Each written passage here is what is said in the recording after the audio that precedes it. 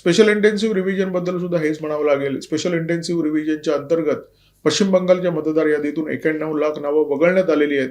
परंतु त्याच्यामध्ये 57.47 लाख नावं हिंदूंची आहेत. 31.10 लाख नावं मुस्लिमांची आहेत. त्याच्यामुळे स्पेशल इंटेन्सिव्ह रिव्हिजनचा सुद्धा या निवडणुकीवर कशा प्रकारे प्रभाव पडतो हे सुद्धा 4 मे रोजीच स्पष्ट होणार आहे. स्पेशल इंटेन्सिव्ह रिव्हिजन या उपक्रमाच्या अंतर्गत पश्चिम बंगालच्या मतदार यादीतून हिंदूंची जी नावं वगळण्यात आली त्याच्यामध्ये मुख्यत्वे करून मृतांची नावं आहेत, राज्य सोडून गेलेल्या मतदारांची नावं आहेत आणि मथुआ जनजातीच्या लोकांची मोठ्या प्रमाणात नावं वगळण्यात आलेली आहेत.